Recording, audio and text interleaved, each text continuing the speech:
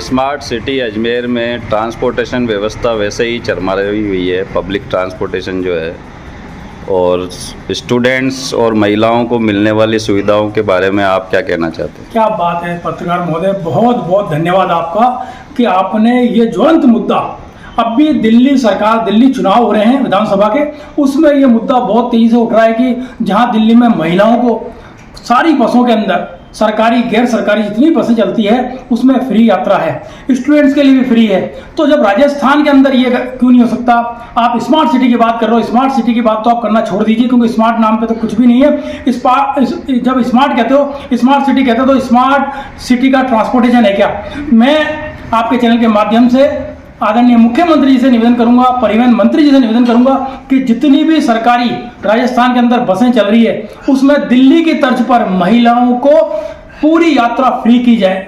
साथ ही जितने भी स्टूडेंट, आज आप देख लीजिए, जब NSUI के अध्यक्ष थे, 92 से लेकर मतलब 2000 तक जितने भी टेम्पो सिटी बस चलते थे, उस टाइम सरकारी वाहन नहीं चलते थे सिटी के अंदर, नगर निगम के, उस समय पूरा बच्चे अगर यूनिफॉर्म में हैं या आई कार्ड है उनका तो 50% उनको कंसेशन देता था। अब तो वो बात ही खत्म हो गई, किसी को भी कंसेशन नहीं मिलता, पूरा किराया बच्चों से ले जाता है। तो मैं नगर निगम के जो नगर गाड़ियाँ चल रही है उसके अंदर पूरी तरह से उनको फ्री किया जाए या 50% कंसेशन दिया जाए और महिलाओं को फ्री किया जाए। ये आप अपनी जेब से पैसा थोड़ी दे रहे हैं, जनता का पैसा है, जनता का पैसा जनता के ऊपर ही खर्च होना चाहिए। जब दिल्ली के अंदर दे सकते हैं तो राजस्थान में क्यों नहीं? राजस्थान में तो अजमेर में क्यों नहीं? तो अजमेर में जितनी भी नगर निगम की गाड़ियाँ हैं उसके अंदर महिलाओं को यात्रा टोटली फ्री की जाए और बच्चे जो स्कूल जाते हैं, चाहे वो कॉलेज के हों चाहे स्कूल के हों, अगर यूनिफॉर्म में है तो यूनिफॉर्म पहनते ही अगर दिख जाए कि यूनिफॉर्म का बच्चा है, उसको 50% रियायत दी जाए या उसका आई कार्ड देख ली जाए स्कूल कॉलेज का, उसको 50%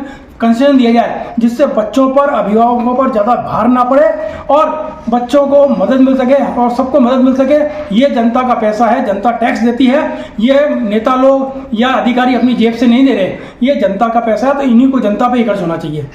सरकार कहती है नारी शक्ति को सशक्त करेंगे और जो स्टूडेंट्स है वो हमारे देश के भविष्य है, युवा हैं, तो ये सब चीज़ें क्या सरकार का स्लोगन मात्र है या इनको विशेष सुविधाएं भी मिलेगी?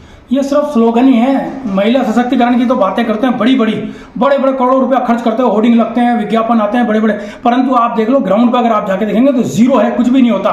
सिर्फ एक दिन उद्घाटन होता है, गोष्ठियां हो जाएगी, बातें हो जाएगी, स्कूल के बच्चों को भी जब बुला लेंगे उनको गोष्ठी में बता देंगे, ये होगा वो, होता कुछ नहीं है। आज मैं कह रहा हूँ ना, आपके चैनल के माध्यम से महिला सशक्तिकरण की बात करते हो तो महिलाओं को टोटली राजस्थान के अंदर बसों के अंदर फ्री कर दो, स्टूडेंट्स को फ्री कर दीजिए या उसको कंसेशन कर दीजिए, कुछ तो कीजिए, जमीन पे इस चीज़ को लाइए सही, परंतु सिर्फ बातें होती है, कागजों में मीटिंग हो जाती है, बस अखबारों में आ जाती है, परंतु होता कुछ नहीं है। महिला सशक्तिकरण की बात करते हैं तो उस पर प्रैक्टिकल भी होना चाहिए। महिलाओं के उद्धार के लिए एक कार्य योजना बननी चाहिए। आज महिलाओं का बजट, आज कहीं पे भी जाए 20 से 50 रुपए उनका ट्रांसपोर्टेशन टेम्पो में लग जाते हैं। अगर रोज का बचे तो महीने का अगर एक दिन का 100 रुपये बचता है तो 4 से 5 हज़ार रुपये एक जने के, एक महिला के घर के अंदर बचते हैं। 5 जने हैं तो 15,000 रुपये अगर ट्रांसपोर्टेशन बचते हैं। तो प्रशासन इस ओर ध्यान देवे।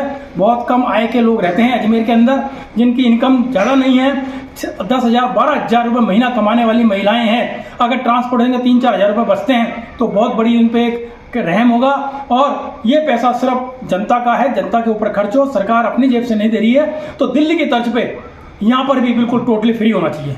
चलिए, आज आपने परिवार के महत्वपूर्ण हिस्से, नारी शक्ति और स्टूडेंट्स के